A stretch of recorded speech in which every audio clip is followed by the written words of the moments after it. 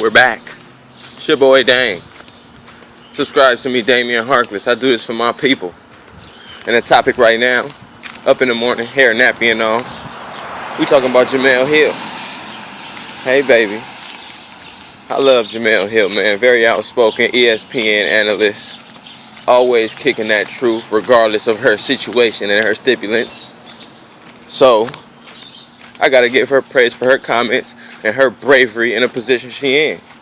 If you ain't seen the last 24 hours, she called Donald Trump a white supremacist and said he surrounded himself with all white supremacists. And Donald Trump responded. He responded back. He barked back. You know he do. When you narcissistic, full of egotism, you're not gonna let anything slide. So he barked back and said ESPN should fire her or control her or tame her. You know how a slave master do. But my questions for the people is to take her comments and actually see if there's some ration standing behind it. Because for me, I would find it harder to make the case of him not being a white supremacist. You have everybody in this cabinet being far right wing. You have people in his cabinet who have already faced scrutiny and controversy from racial discrimination alongside himself. You have him talking about make America great again. Ain't been great for a certain demographic of people pretty much ever. You talk about discriminatory practices. So what time frame are you talking about making it great? Only a white supremacist would think that there's a time frame that America was great. So you just got to take that and her comments and see if they really apply rather than jumping on somebody's side. And how many rational comments has the Donald made in comparison to Jamele? Then you just have to appeal to a character at that point. Jamele always been honest. Always speaks with a passion. Always speaks for the people. Never really talks negatively about anybody.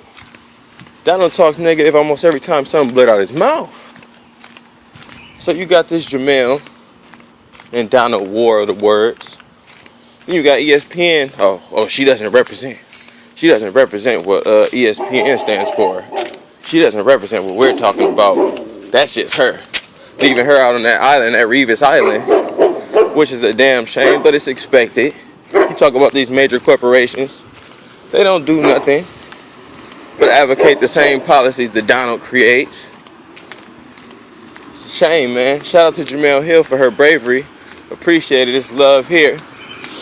Is Donald Trump a white supremacist? Is his cabinet full of white supremacists?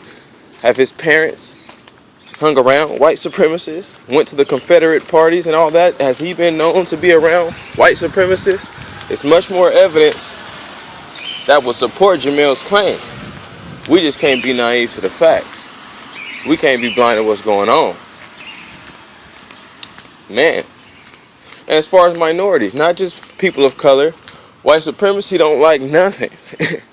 So if you look at Donald's actions, white supremacy don't like Jews.